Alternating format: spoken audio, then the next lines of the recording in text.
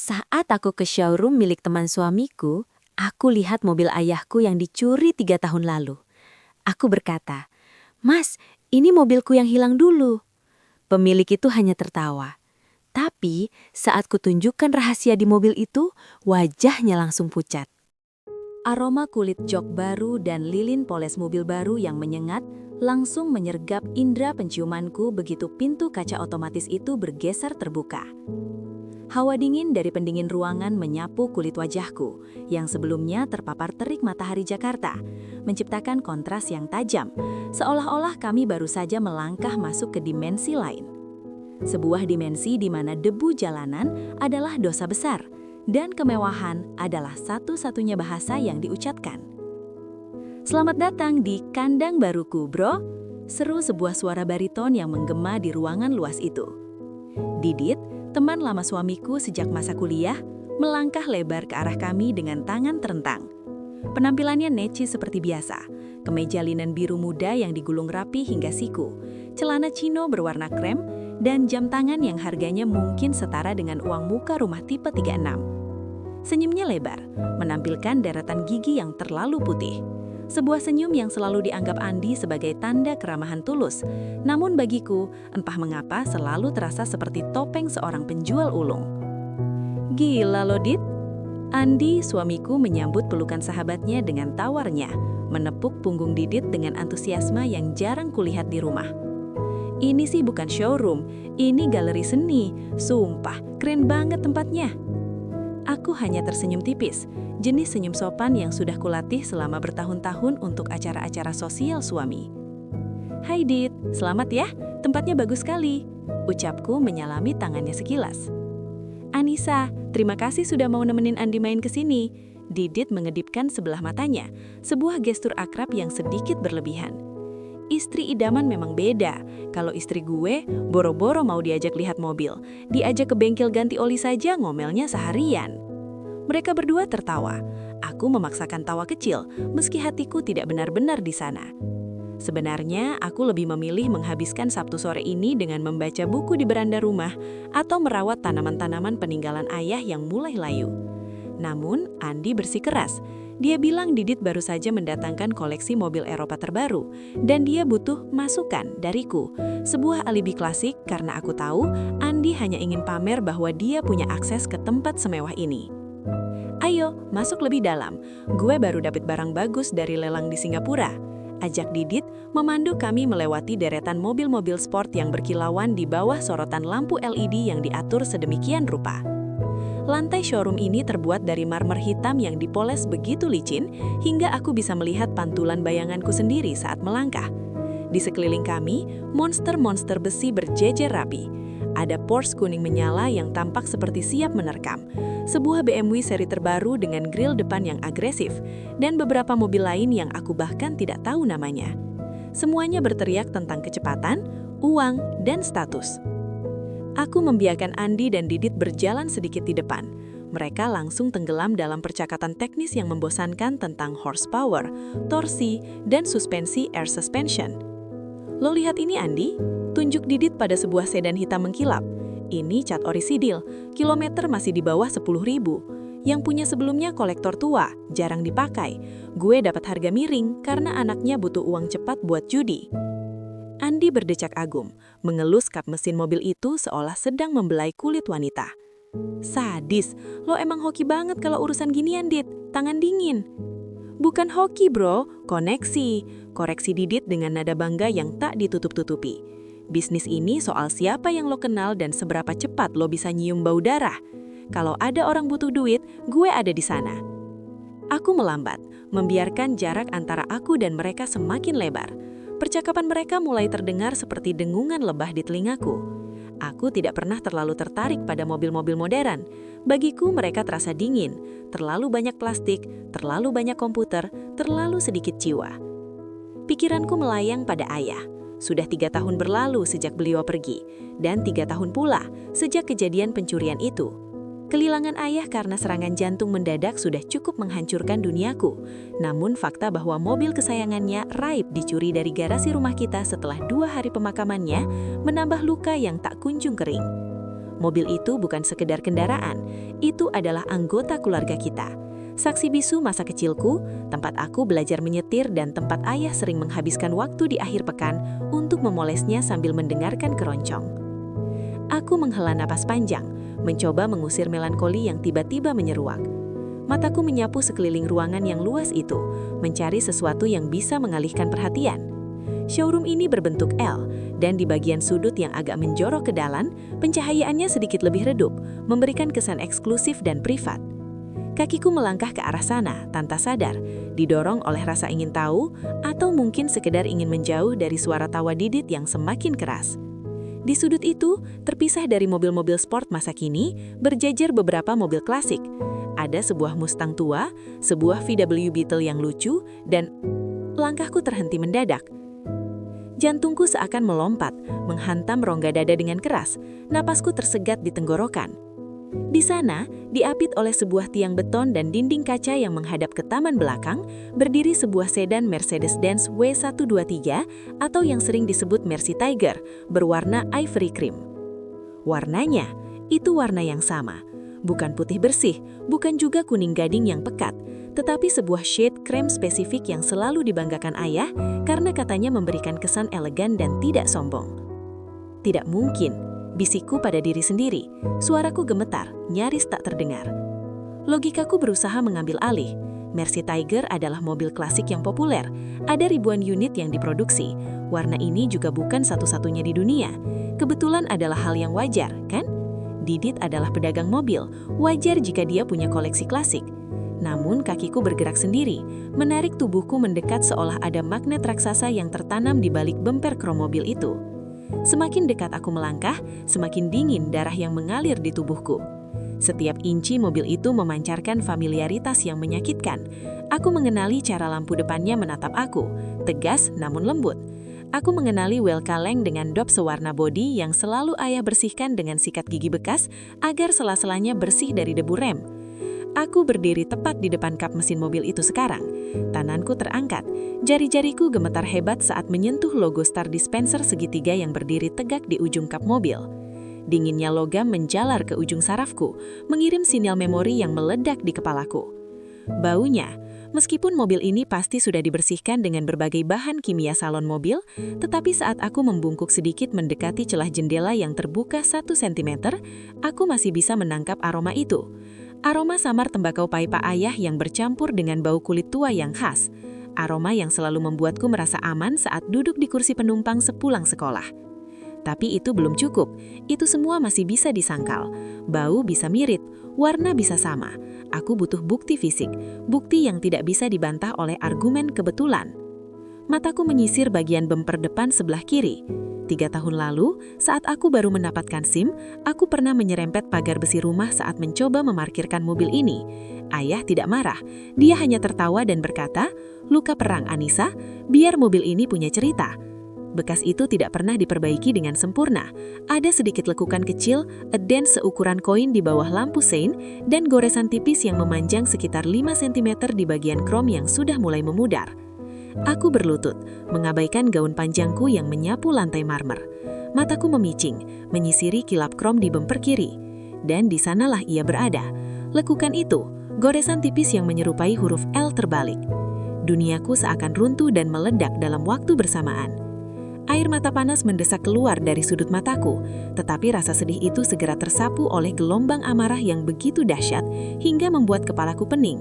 Ini mobil ayahku, ini mobil kami yang hilang dicuri saat kami sedang berduka. Mobil yang lenyap tanpa jejak, meninggalkan garasi yang kosong dan hati ibu yang semakin remuk. Bagaimana bisa mobil ini ada di sini, di showroom milik teman baik suamiku? Apakah Didit membelinya dari penadah, atau pikiran yang lebih gelap merasuki benakku? Apakah Didit tahu? Aku berdiri pelan, kakiku terasa lemas, tetapi kemarahan memberiku kekuatan baru. Aku mengelilingi mobil itu sekali lagi.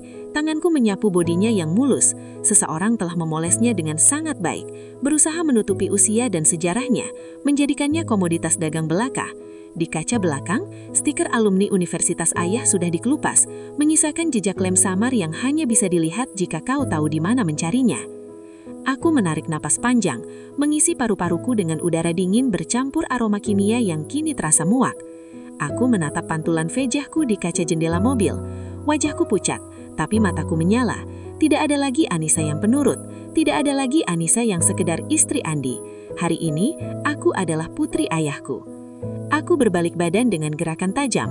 Pandanganku lurus menembus deretan mobil-mobil mewah itu, terkunci pada sosok Didit yang sedang bersandar santai di sebuah kap mesin Ferrari merah, memegang gelas kopi yang entah dari mana datangnya. Dia tampak sangat percaya diri, sangat tak tersentuh, sangat bersalah. "Andi," panggilku. Suaraku tidak keras, namun getarannya tajam, membelah kebisingan latar belakang showroom itu. Mereka tidak mendengarku. Didit masih sibuk menceritakan sesuatu dengan tangan yang bergerak-gerak ekspresif. Aku melangkah maju. Setiap ketukan sepatu hak tinggiku di atas marmer terdengar seperti hitungan mundur bom waktu. 1 langkah, 2 langkah. Rasa ragu sempat mencoba menyusup. Bagaimana jika aku salah? Bagaimana jika aku mempermalukan Andi? Tapi bayangan Veja sedih ayah setiap kali melihat garasi kosong menguatkan tekadku. Tidak, aku tidak salah. Aku kenal mobil itu lebih baik daripada aku mengenal telapak tanganku sendiri. "Didit," seruku. Kali ini lebih keras, lebih menuntut. Suara tawa mereka. "Dit, dari mana kamu mendapatkan mobil ini?" Suaraku keluar, tidak melengking, namun memiliki berat yang menekan dada. Ada getaran aneh yang menjalar dari ujung jari kakiku hingga ke pangkal tenggorokan. Sebuah resonansi dari amarah yang selama 3 tahun ini tertidur dan kini terbangun paksa. Aku masih berdiri di samping fender depan mobil sedan marun itu. Tanganku gemetar hebat, hingga aku harus mengepalkannya kuat-kuat di sisi tubuh agar tidak terlihat rapuh. Didit menoleh, cangkir kopi di tangannya berhenti di udara, setengah jalan menuju mulutnya. Ia menatapku dengan alis terangkat sebelah, sebuah ekspresi jenaka yang biasa ia tunjukkan saat kami sedang bercanda di acara kumpul-kumpul. Di sebelahnya, Andi, suamiku, tampak sedikit tersentak. Mungkin ia merasakan perubahan drastis dalam nada bicaraku yang biasanya lembut. "Maksudmu sedan klasik ini?" Didit menunjuk mobil itu dengan dagunya. Senyum santai masih tersungging di bibirnya. "Cantik kan? Baru masuk seminggu lalu. Dapat dari seorang kolektor di Bandung yang lagi butuh uang cepat. Kenapa, Nis? Kamu naksir? Kalau buat istri sahabat sendiri, tenang saja. Harga teman pasti berlaku." Ia tertawa kecil. Tawa itu renyah, ringan, dan sangat menyakitkan. Tawa yang menganggap pertanyaanku hanyalah basa-basi seorang pengagum barang antik. Tawa yang tidak tahu bahwa setiap detak jantungku saat ini dipacu oleh memori tentang ayahku yang terduduk lemas di teras rumah 3 tahun lalu, menatap garasi kosong dengan mata berkaca-kaca. "Bukan naksir, Dit," potongku tajam, membiarkan suaraku naik 1 oktav. "Ini mobil Bapak. Ini mobil ayahku yang hilang dicuri 3 tahun lalu." Hening sejenak menyergap showroom yang luas dan berpendingin udara itu. Suara dengungan halus dari mesin pendingin ruangan mendadak terdengar sangat nyaring. Andi berdeham canggung, melangkah mendekatiku dan meletakkan tangannya di bahuku, meremas pelan. "Sayang," bisik Andi dengan nada menenangkan yang justru terdengar meremehkan di telingaku. "Kamu jangan sembarangan ngomong gak enak sama Didit. Mobil model begini kan banyak, Nis. Mungkin cuma mirip. Ingat, kita kesini mau refreshing, bukan cari masalah." Aku menepis tangan Andi dari bahuku, kasar. Aku tidak butuh ditenangkan, aku butuh didengarkan. Mataku tak lepas dari wajah Didit yang kini tampak geli, seolah-olah aku baru saja menceritakan lelucon konyol yang tidak masuk akal. Didit meletakkan cangkir kopinya di atas meja kaca kecil di dekatnya, lalu memasukkan kedua tangan ke dalam saku celana bahannya yang licin. Ia menggeleng-gelengkan kepala sambil tersenyum miring. Tatapannya padaku seperti tatapan seorang guru kepada murid TK yang sedang berimajinasi liar. "Aduh, Anissa. Didit terkekeh lagi, kali ini lebih keras. Suaranya memantul di antara deretan mobil-mobil mewah yang berkilauan di bawah sorotan lampu halogen. "Kamu ini masih saja trauma ya? Aku turut prihatin soal kejadian yang menimpa almarhum bapakmu. Tapi klaim kamu ini lucu banget loh, serius." Ia melangkah mendekat, menepuk kap mesin mobil marun itu dengan santai. Sebuah tindakan yang membuat darahku mendidih. Itu bukan sekedar benda mati bagiku. Itu adalah warisan, itu adalah keringat ayah, itu adalah saksi bisu masa kecilku. "Nis, dengerin aku," lanjut Didit dengan nada patronizing yang kental. "Ini Honda Civic Wonder tahun 80-an. Populasinya ribuan di Indonesia. Warnanya marun, standar pabrik. Velgnya, standar juga. Wajar kalau kamu merasa familiar. Itu namanya pareidolia, melihat sesuatu yang kita kenal, padahal sebenarnya benda itu umum. Jangan karena kamu kangen bapak, terus semua mobil tua kamu klaim punya bapak. Tawa Didit kembali pecah. Kali ini ia menoleh ke arah Andi, mencari sekutu. Andi, bilangin istrimu jangan halu. Bahaya kalau ada customer lain dengar. Nanti dikira aku penadah barang curian. Bisa jatuh reputasi showroomku. Andi tertawa sumbang. Wajahnya memerah karena malu. Iya, Dit. Maaf ya. Anissa memang agak sensitif kalau soal barang-barang peninggalan bapak. Nis, udah yuk. Kita pulang aja. Kamu capek kayaknya. Aku memejamkan mata sesaat. Rasa panas menjalar di belakang kelopak mataku. Bukan air mata sedih, melainkan air mata kemarahan yang murni. Mereka pikir aku gila, Dit. Mereka pikir aku perempuan emosional yang tidak bisa membedakan fakta dan ilusi. Didit berdiri di sana dengan arogansi seorang pengusaha sukses, merasa posisinya aman di atas dokumen kepemilikan yang entah asli atau palsu. Tawanya yang meremehkan itu adalah bensin yang menyiram api tekadku. Kamu pikir aku gila, Dit? Tanyaku pelan, membuka mata.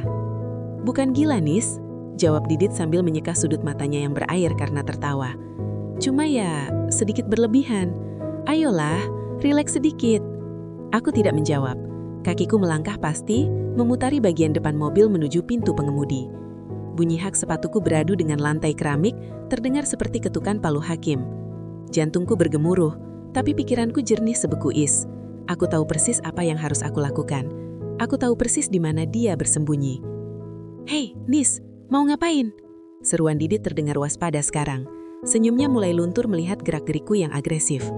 Jangan bikin lecet, itu barang dagangan. Aku mengabaikannya. Tanganku meraih handle pintu mobil yang dingin. Tarikan pertama, terkunci. Tentu saja. Buka kuncinya, Dit. Perintahku tanpa menoleh. Tidak, tolak Didit tegas. Kamu lagi emosi, nanti kamu merusak interiornya. Aku berbalik menatapnya dengan tatapan yang membuat Andi mundur selangkah. Buka, atau aku teriak sekarang juga, di depan showroommu kalau kamu menjual barang curian. Dan aku akan panggil polisi untuk memeriksa nomor rangka yang mungkin sudah kamu ketok ulang. Kamu mau kita selesaikan dengan cara baik-baik untuk membuktikan siapa yang benar? Atau kita bikin ramai? Ancaman itu nyata. Didit mendengus kasar. Wajahnya menunjukkan kekesalan, bukan ketakutan.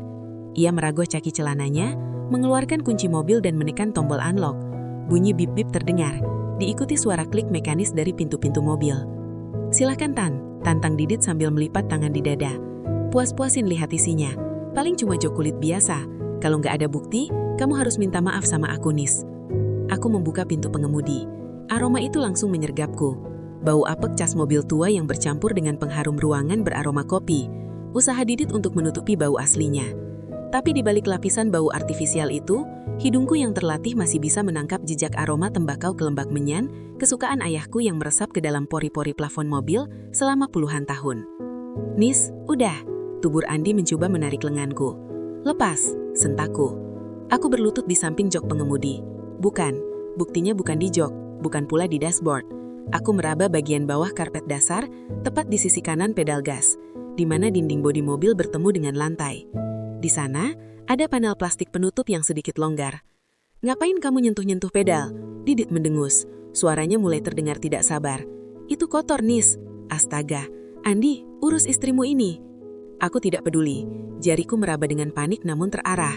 Dulu, 20 tahun yang lalu, saat aku masih kecil dan nakal, aku pernah bermain-main dengan obeng bapak saat beliau sedang memperbaiki kelistrikan di area ini. Bapak marah besar masalahnya. Bukan karena aku mengganggunya, tapi karena aku iseng menggoreskan sesuatu di pelat besi di balik panel plastik itu. Bapak tidak pernah memperbaikinya. Beliau membiarkannya sebagai kenang-kenangan katanya. Sebuah rahasia kecil antara aku dan bapak, yang tidak diketahui siapapun, bahkan ibu. Dengan sedikit paksaan, aku menarik ujung panel plastik yang menutupi bagian rangka dalam di dekat tuas pembuka kap mesin. Bunyi kerak kecil terdengar saat klip plastik tua itu terlepas. Hei, kamu merusak mobilku! Teriak Didit dan langkah kakinya terdengar mendekat dengan cepat. Lihat ini, teriakku balik. Suaraku menggelegar memenuhi ruangan, menghentikan langkah Didit. Aku menyingkirkan debu tipis yang menutupi pelat besi berwarna dasar abu-abu itu. Di sana, goresan kasar dan tidak rapi hasil tangan anak kecil usia 7 tahun masih tercetak jelas, tidak tersentuh karat karena terlindung panel selama puluhan tahun. Goresan itu membentuk tulisan Anissa N. BP. Aku menunjuk tulisan itu dengan jari telunjukku yang gemetar. Baca, Dit. Baca. Didit terdiam. Ia membungkuk sedikit. Matanya menyipit untuk melihat ke arah yang kutunjuk di bagian kolong dashboard yang sempit itu. Cahaya lampu neon memantul pada logam yang tergores, memperjelas huruf-huruf kaku tersebut. Waktu seakan berhenti. Detik demi detik berlalu dalam keheningan yang mencekik. Aku menoleh menatap wajah Didit yang kini tampak panik. Nafasku memburu, tapi dadaku terasa lega luar biasa. Kebenaran telah terungkap. Tidak ada lagi argumen tentang pasaran, tidak ada lagi omong kosong tentang pareidolia. Kamu pikir aku gila, Dit? Tanyaku dingin, membuka mata. Bukan gila, Nis, jawab Didit sambil menyeka sudut matanya yang berair karena tertawa. Cuma ya, sedikit berlebihan. Ayolah, rileks sedikit. Aku tidak menjawab. Kakiku melangkah pasti, memutari bagian depan mobil menuju pintu pengemudi. Bunyi hak sepatuku beradu dengan lantai keramik, terdengar seperti ketukan palu hakim. Jantungku bergemuruh, tapi pikiranku jernih sebekulis. Aku tahu persis apa yang harus aku lakukan. Aku tahu persis di mana dia bersembunyi. Hei, Nis, mau ngapain? Seruan Didit terdengar waspada sekarang. Senyumnya mulai luntur melihat gerak-gerikku yang agresif. Jangan bikin lecet, itu barang dagangan. Aku mengabaikannya. Tanganku meraih handle pintu mobil yang dingin. Tarikan pertama, terkunci. Tentu saja. Buka kuncinya, Dit, perintahku tanpa menoleh. Tidak, tolak Didit tegas. Kamu lagi emosi, nanti kamu merusak interiornya. Aku berbalik menatapnya dengan tatapan yang membuat Andi mundur selangkah. Buka, atau aku teriak sekarang juga, di depan showroommu kalau kamu menjual barang curian. Dan aku akan panggil polisi untuk memeriksa nomor rangka yang mungkin sudah kamu ketok ulang. Kamu mau kita selesaikan dengan cara baik-baik untuk membuktikan siapa yang benar? Atau kita bikin ramai? Ancaman itu nyata. Didit mendengus kasar. Wajahnya menunjukkan kekesalan, bukan ketakutan. Ia merogoh kaki celananya, mengeluarkan kunci mobil dan menekan tombol unlock. Bunyi bip-bip terdengar, diikuti suara klik mekanis dari pintu-pintu mobil. Silakan, Tan, tantang Didit sambil melipat tangan di dada. Puas-puasin. Keheningan yang menyelimuti showroom mewah itu terasa begitu berat, seolah udara tiba-tiba memadat dan menekan paru-paruku. Suara dengung pendingin ruangan yang sebelumnya tak terdengar, kini menderu di telingaku, beradu dengan detak jantungku yang memburu tak terkendali. Wajah Didit yang tadinya merah padam karena menahan tawa, kini memutih seputih kertas. Sisa-sisa senyum meremehkan itu lenyap tak berbekas, digantikan oleh sorot mata yang menyiratkan kepanikan murni. Ia menatap goresan kecil di bawah dashboard itu, tanda tangan inisial ayahku yang terukir kasar dengan kunci Inggris bertahun-tahun lalu, seperti melihat hantu. Aku mundur selangkah, memberi ruang bagi kenyataan untuk menghantam kesadarannya. Tanganku masih gemetar, bukan karena ragu, melainkan karena lonjakan adrenalin yang membanjiri darahku. Jelaskan, Dit. Suaraku terdengar serak, jauh lebih dingin dari yang kuduga. Jelaskan kenapa tanda tangan almarhum ayahku ada di mobil yang kau bilang kau dapatkan dari pelelangan resmi. Didit menelan ludah. Jakunnya bergerak naik turun dengan susah payah. Ia tidak langsung menjawab. Matanya liar bergerak ke kiri dan ke kanan, menghindari tatapanku. Lalu beralih menatap Andi, suamiku, seolah mencari skoci penyelamat di tengah badai yang baru saja kuciptakan. Anissa, Didit tergagap. Suaranya kehilangan wibawa pengusaha sukses yang tadi ia pamerkan. Ia menyeka keringat dingin yang mulai merembes di pelipisnya, meski suhu ruangan ini cukup untuk membuat seseorang menggigil. Dengar dulu, ini pasti ada kesalahpahaman. Kesalahpahaman? Potongku tajam. Mobil ini hilang 3 tahun lalu, dicuri dari garasi rumah kami. Polisi sudah menutup kasusnya karena kurang bukti. Dan sekarang mobil ini ada di sini, di showroom milik sahabat suamiku sendiri. Bagian mana yang salah paham? Andi yang sejak tadi berdiri mematung di sampingku, akhirnya bergerak. Ia meletakkan tangannya di bahuku, remasan lembut yang biasanya menenangkan, namun kali ini terasa seperti upaya pembungkaman. Sayang, tenang dulu, ujar Andi pelan. Nada suaranya terdengar cemas. Ia menatap Didit dengan pandangan yang sulit kuartikan, campuran antara kebingungan dan kekecewaan. Dit, kamu harus ngomong jujur, jangan main-main. Ini bukan soal mobil biasa, ini soal Bapak. Didit menghela napas panjang, bahunya merosot turun. Ia memberi isyarat dengan tangannya yang gemetar, mengajak kami menjauh dari mobil itu, menuju ruang kaca di sudut showroom, kantor pribadinya. Kita bicara di dalam, katanya lemah, gak enak dilihat staf dan pelanggan lain. Aku ini menolak, aku ingin berteriak di sini, di depan semua orang bahwa mobil ini adalah barang curian.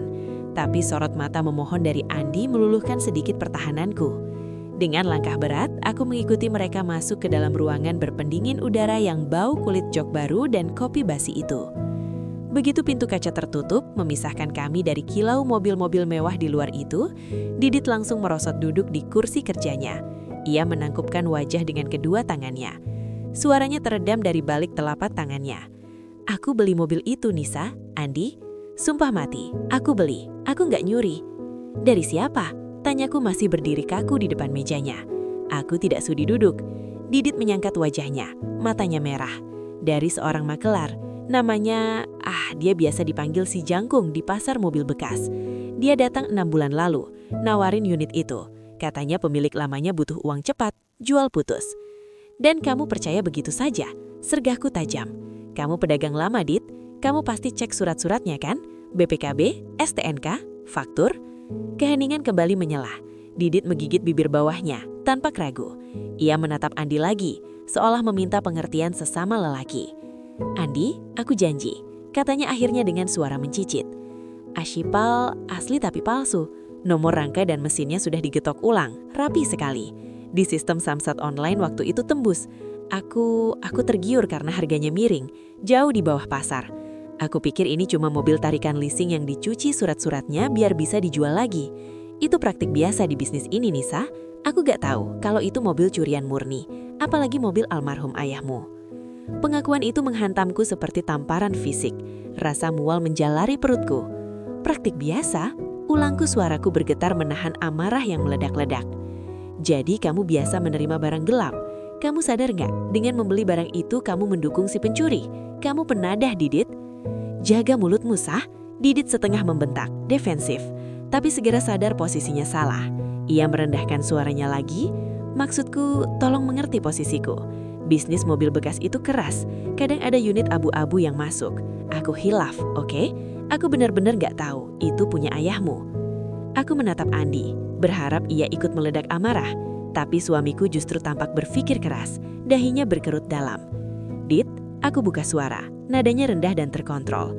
"Kalau kamu tahu suratnya aspal, kenapa kamu berani pajang di showroom utama? Itu bunuh diri namanya." "Karena sudah dibersihkan, Andi." Jawabnya cepat. "Aku sudah urus pemutihannya lewat kenalan biro jasa. Secara administratif mobil itu sekarang bersih, makanya aku berani jual." Aku tertawa hambar yang terasa pahit di lidahku. Hebat sekali, mobil yang dicuri dengan kekerasan yang membuat ayahku trauma sampai akhir hayatnya. Kalian bersihkan seolah-olah dosa itu bisa dihapus dengan uang pelicin.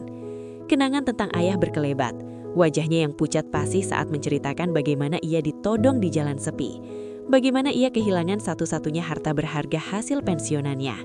Stres itu memperburuk kondisi jantungnya hingga ia meninggal setahun kemudian. Dan sekarang, Didit bicara soal pemutihan seolah-olah itu hanya prosedur ganti oli. "Aku mau lapor polisi," putusku tegas. Seketika, Didit lompat berdiri. Wajahnya yang pucat kini dipenuhi teror. "Jangan, Sah. Tolong jangan polisi." Ia memutari meja, mendekati kami dengan tangan terkatup memohon. "Kalau polisi masuk, showroom ini bisa disegel. Reputasiku hancur. Izin usahaku bisa dicabut. Aku punya anak istri, Sah. Pegawaiku ada 20 orang. Nasib mereka gimana?" "Lalu nasib keadilan untuk ayahku gimana?" Balasku tajam. Air mata mulai menggenang di pelupuk mata. "Kamu pikir ayahku nggak punya keluarga yang hancur saat mobil itu hilang?" Didit beralih mencengkram alengan Andi. "Nih, tolong bicaralah sama istrimu.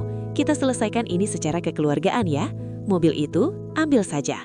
Bawa pulang sekarang juga. Gratis. Aku rugi ratusan juta nggak apa-apa.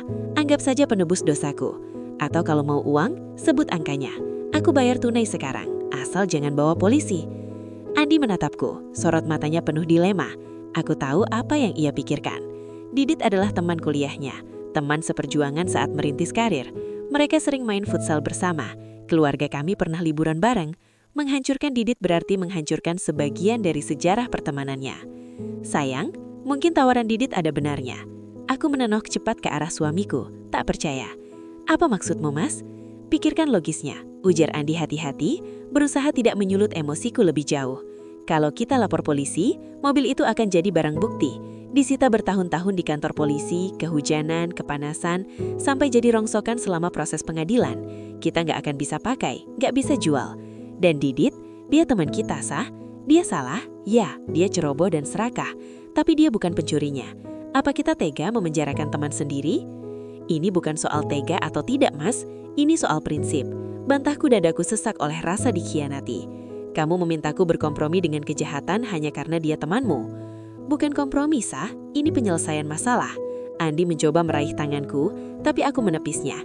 Kekeluargaan desisku sinis. Kata itu terasa begitu busuk sekarang. Di negeri ini, kekeluargaan seringkali hanyalah eufemisme untuk menutupi kebobrokan, untuk melindungi pelaku dari konsekuensi hukum demi menjaga harmoni semu.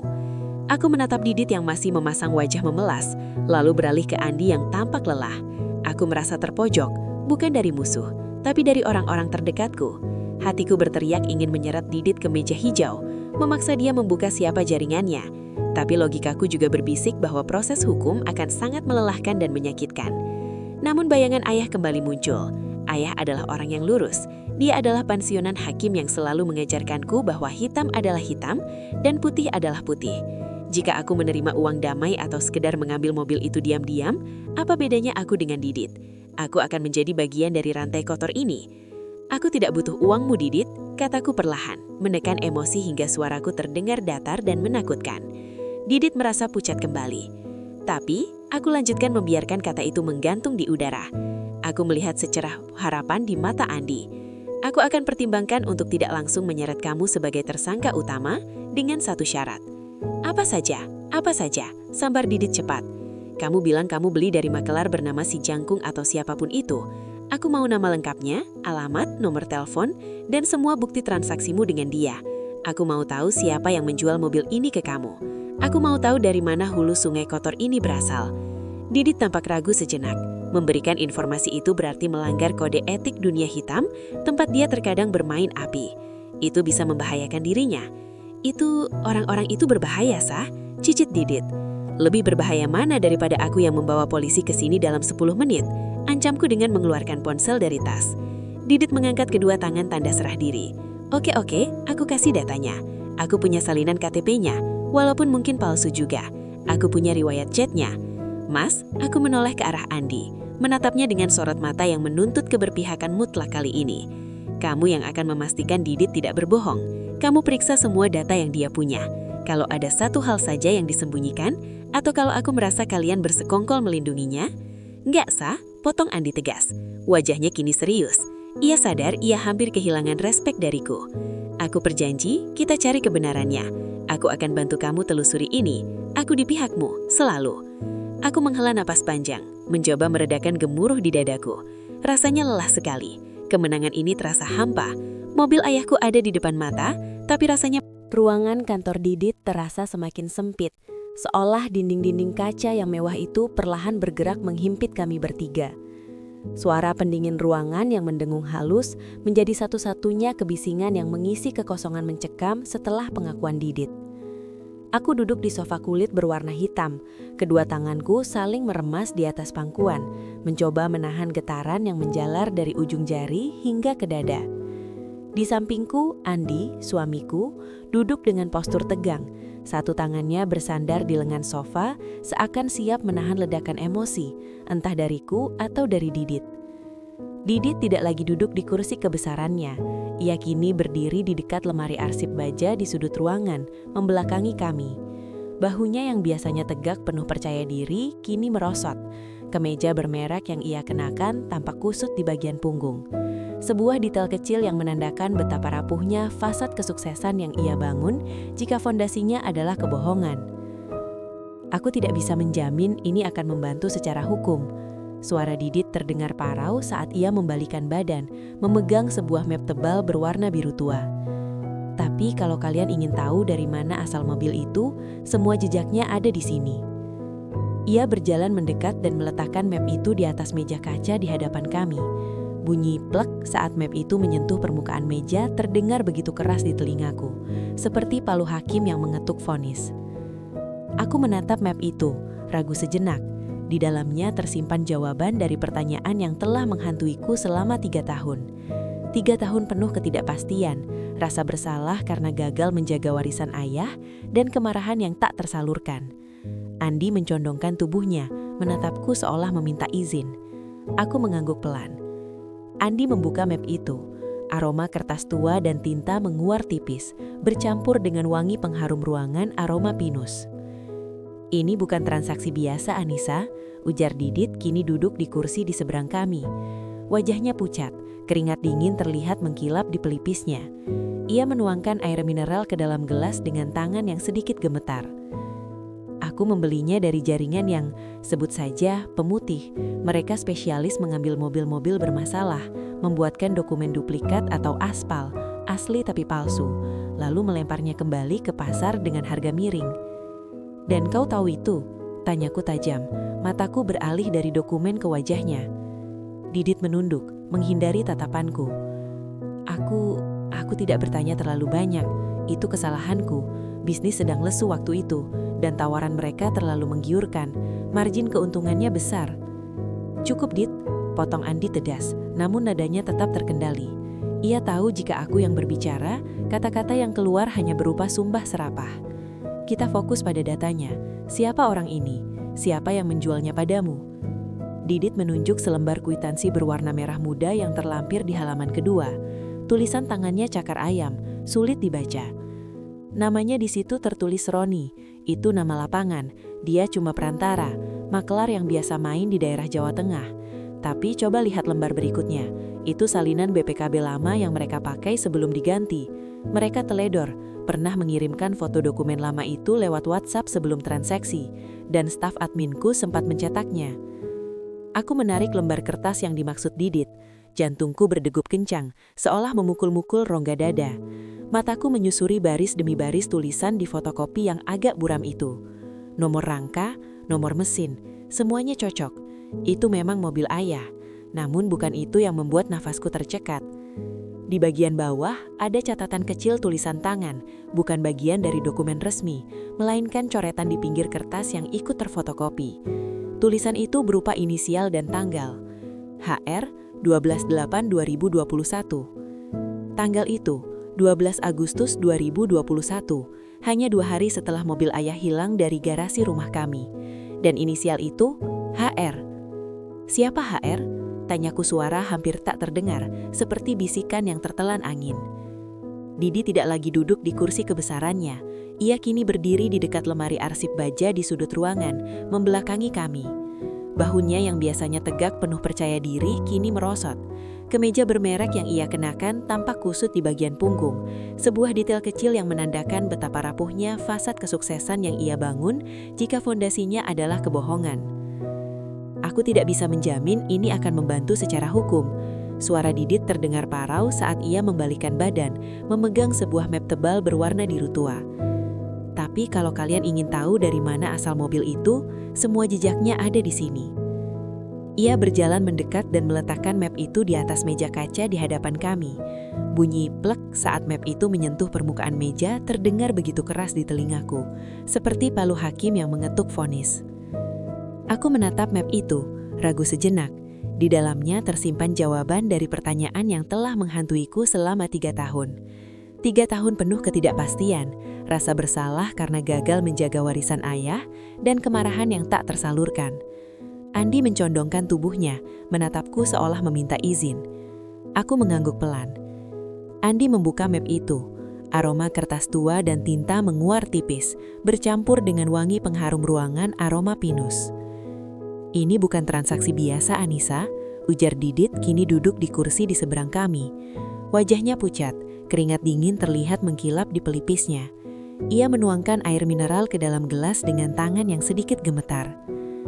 "Aku membelinya dari jaringan yang, sebut saja, pemutih. Mereka spesialis mengambil mobil-mobil bermasalah, membuatkan dokumen duplikat atau aspal, asli tapi palsu, lalu melemparnya kembali ke pasar dengan harga miring." "Dan kau tahu itu?" tanyaku tajam. Mataku beralih dari dokumen ke wajahnya. Didit menunduk, menghindari tatapanku. Aku tidak bertanya terlalu banyak. Itu kesalahanku. Bisnis sedang lesu waktu itu, dan tawaran mereka terlalu menggiurkan. Margin keuntungannya besar. "Cukup, Dit," potong Andi tegas, namun nadanya tetap terkendali. Ia tahu jika aku yang berbicara, kata-kata yang keluar hanya berupa sumpah serapah. Kita fokus pada datanya. Siapa orang ini? Siapa yang menjualnya padamu? Didit menunjuk selembar kwitansi berwarna merah muda yang terlampir di halaman kedua. Tulisan tangannya cakar ayam, sulit dibaca. Namanya di situ tertulis Roni. Itu nama lapangan. Dia cuma perantara, makelar yang biasa main di daerah Jawa Tengah. Tapi coba lihat lembar berikutnya. Itu salinan BPKB lama yang mereka pakai sebelum diganti. Mereka teledor, pernah mengirimkan foto dokumen lama itu lewat WhatsApp sebelum transaksi, dan staf adminku sempat mencetaknya. Aku menarik lembar kertas yang dimaksud Didit. Jantungku berdegup kencang, seolah memukul-mukul rongga dada. Mataku menyusuri baris demi baris tulisan di fotokopi yang agak buram itu. Nomor rangka, nomor mesin, semuanya cocok. Itu memang mobil ayah, namun bukan itu yang membuat nafasku tercekat.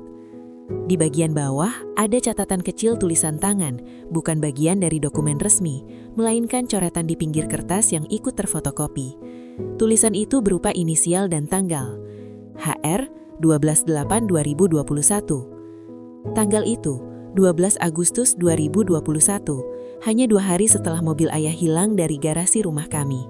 Dan inisial itu, HR. Siapa HR? Tanyaku suara hampir tak terdengar, seperti bisikan yang tertelan angin. Didi tidak lagi duduk di kursi kebesarannya. Ia kini berdiri di dekat lemari arsip baja di sudut ruangan, membelakangi kami. Bahunya yang biasanya tegak penuh percaya diri, kini merosot. Kemeja bermerek yang ia kenakan tampak kusut di bagian punggung. Sebuah detail kecil yang menandakan betapa rapuhnya fasad kesuksesan yang ia bangun jika fondasinya adalah kebohongan. Aku tidak bisa menjamin ini akan membantu secara hukum. Suara Didit terdengar parau saat ia membalikan badan, memegang sebuah map tebal berwarna biru tua. Tapi kalau kalian ingin tahu dari mana asal mobil itu, semua jejaknya ada di sini. Ia berjalan mendekat dan meletakkan map itu di atas meja kaca di hadapan kami. Bunyi plek saat map itu menyentuh permukaan meja terdengar begitu keras di telingaku, seperti palu hakim yang mengetuk vonis. Aku menatap map itu, ragu sejenak. Di dalamnya tersimpan jawaban dari pertanyaan yang telah menghantuiku selama 3 tahun. 3 tahun penuh ketidakpastian, rasa bersalah karena gagal menjaga warisan ayah, dan kemarahan yang tak tersalurkan. Andi mencondongkan tubuhnya, menatapku seolah meminta izin. Aku mengangguk pelan. Andi membuka map itu. Aroma kertas tua dan tinta mengguar tipis, bercampur dengan wangi pengharum ruangan aroma pinus. Ini bukan transaksi biasa, Anissa, ujar Didit kini duduk di kursi di seberang kami. Wajahnya pucat, keringat dingin terlihat mengkilap di pelipisnya. Ia menuangkan air mineral ke dalam gelas dengan tangan yang sedikit gemetar. Aku membelinya dari jaringan yang, sebut saja, pemutih. Mereka spesialis mengambil mobil-mobil bermasalah, membuatkan dokumen duplikat atau aspal, asli tapi palsu, lalu melemparnya kembali ke pasar dengan harga miring. Dan kau tahu itu? Tanyaku tajam, mataku beralih dari dokumen ke wajahnya. Didit menunduk, menghindari tatapanku. Aku tidak bertanya terlalu banyak. Itu kesalahanku. Bisnis sedang lesu waktu itu, dan tawaran mereka terlalu menggiurkan. Margin keuntungannya besar. Cukup, Dit, potong Andi tegas, namun nadanya tetap terkendali.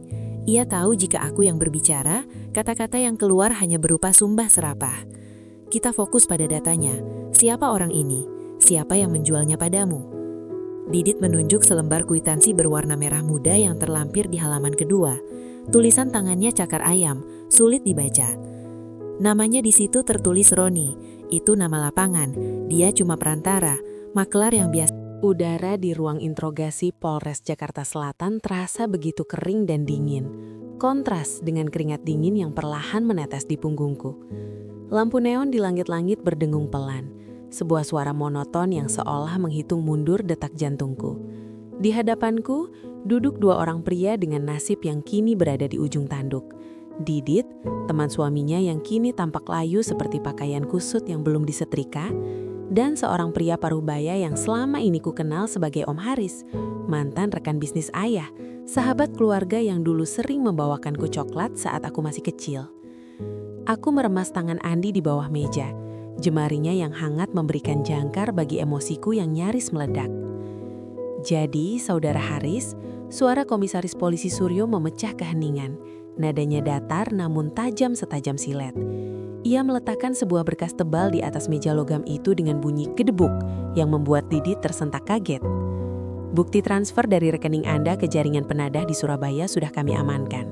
Kesaksian Saudara Didit juga menyatakan bahwa Andalah yang menawarkan mobil tersebut 3 tahun lalu dengan dalih mobil sitaan yang surat-suratnya sedang diproses.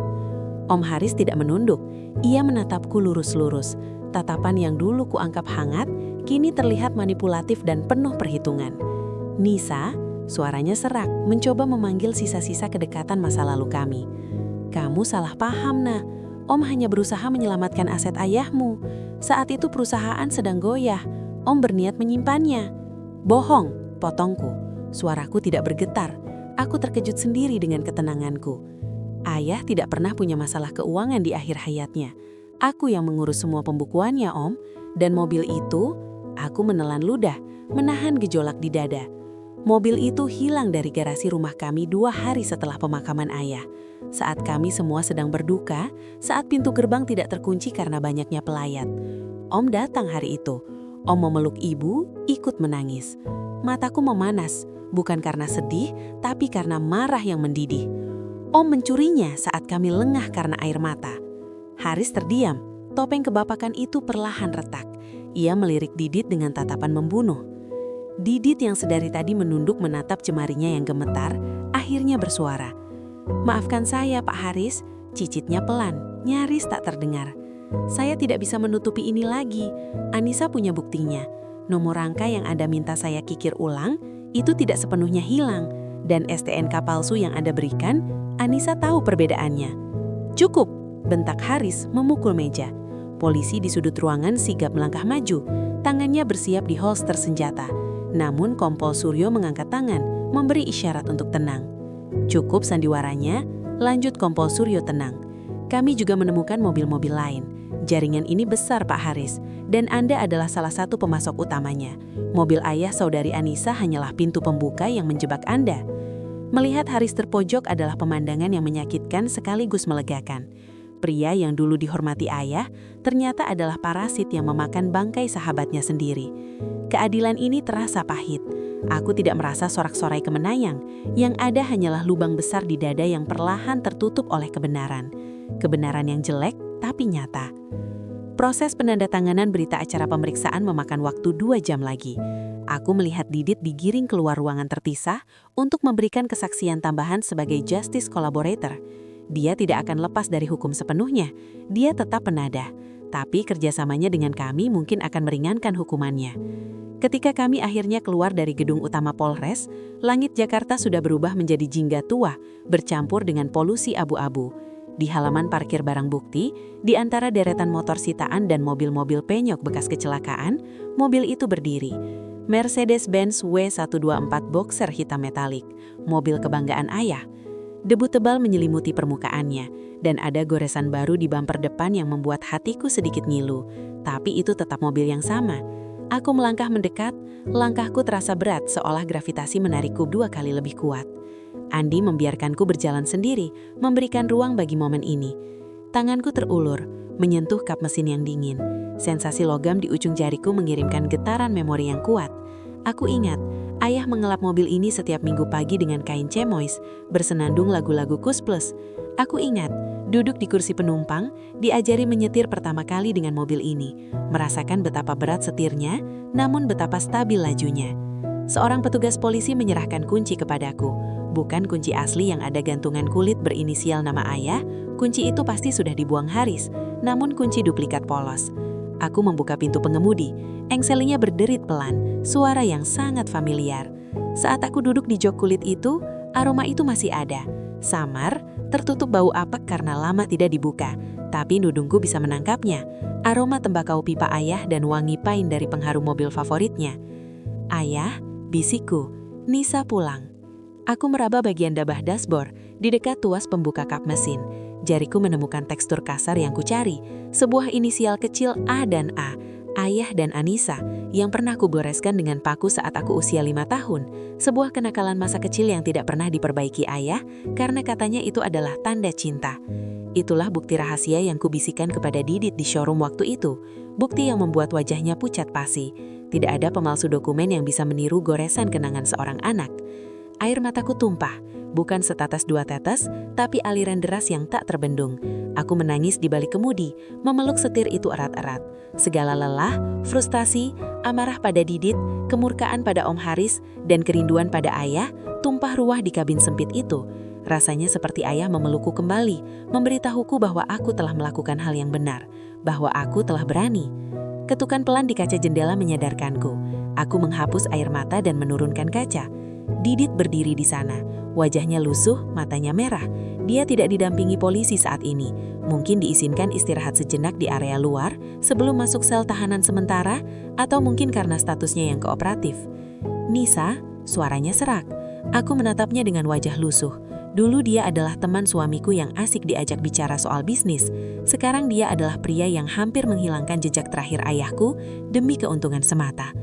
Aku tidak minta dimaafkan, kata Didit menunduk menatap sepatuliknya kulitnya yang kotor. Saya cuma mau bilang saya menyesal. Sungguh, saat saya tahu itu mobil ayahmu dari cara kamu mengenali goresan itu, saya ketakutan. Saya takut bisnisku hancur, saya takut dipenjara. Tapi rasa bersalah itu lebih parah, Nis. Tiap malam saya mimpi dikejar bayangan. Aku menarik nafas panjang, menghirup udara sore yang mulai dingin. Kamu hampir menghancurkan lebih dari sekedar mobil, Dit. Kamu mempermainkan duka orang lain. Didit mengangguk cepat. Aku tahu aku brengsek. Proses hukum akan tetap berjalan, Dit. Aku tidak akan mencabut laporan apalagi untuk Haris. Kamu akan menerima konsekuensinya. Aku siap, jawab Didit. Bahunya sedikit merosot seolah beban kerahasiaan yang selama ini ia pikul diangkat meski digantikan oleh beban hukum. Tapi, lanjutku menatap matanya tajam. Terima kasih sudah memilih untuk jujur di akhir. Terima kasih sudah membantu kami menangkap Haris. Tanpa kesaksianmu, mungkin dia masih bebas berkeliaran sambil berpura-pura menjadi paman yang baik. Didit tersenyum tipis, senyum getir yang penuh penyesalan. Jaga mobil ini, Nis. Mesinnya masih bagus, cuma perlu ganti oli dan servis radiator. Naluri mekaniknya masih muncul bahkan di situasi seperti ini. Akan kurawat, jawabku singkat. Andi datang mendekat, menepuk bahu Didit sekilas, sebuah gestur perpisahan yang canggung namun manusiawi. Sebelum Didit berbalik dan berjalan kembali ke gedung Polres diiringi petugas. Persahabatan kami mungkin tidak akan pernah pulih. Percaya itu sudah pecah berkeping-keping, namun setidaknya tidak ada lagi dendam yang menggantung. Andi masuk ke kursi penumpang di sebelahku. Kamu oke? Tanyanya lembut. Lebih dari oke. Aku memasukkan kunci ke lubang kontak, melepas kuncinya. Brum! Mesin silinder itu menderum halus, suara gagah, berwibawa namun tenang. Getaran mesin merambat melalui syasi, menyatu dengan detak jantungku. Dashboard menyala, jarum-jarum indikator bergerak naik seolah terbangun dari tidur selama 10 tahun. Kita bawa pulang? Tanya Andi. Ya, kita bawa pulang. Aku memasukkan gigi persneling, melepas rem tangan dan perlahan menekan pedal gas. Mobil melaju keluar dari pelataran kantor polisi, meninggalkan memori interogasi yang menyesakan, meninggalkan pengkhianatan Haris di balik jeruji besi, dan meninggalkan Didit dengan penyesalannya. Di jalan raya, di bawah lampu kota yang mulai menyala satu persatu, aku merasa benar-benar hidup. Keadilan ternyata bukan hanya soal menghukum yang salah, tapi tentang mengembalikan apa yang berhak kita miliki. Bukan sekedar barang, melainkan martabat dan kenangan. Aku meraba spion mitra, setengah berharap melihat pantulan mata ayah di sana. Tentu saja kosong, hanya ada jok belakang yang gelap. Namun di dalam hatiku, aku tahu dia tersenyum. Aku telah memperjuangkan apa yang dia tinggalkan. Aku telah menghadapi monster dari masa lalu dan menang. Mobil meluncur membelah malam Jakarta. Aku tidak lagi menyetir dengan amarah seperti pertama kali melihat mobil ini di showroom Didit. Sekarang aku menyetir dengan kedamaian. Rahasia telah terungkap dan keadilan betapapun terlambatnya, akhirnya menemukan jalan pulang.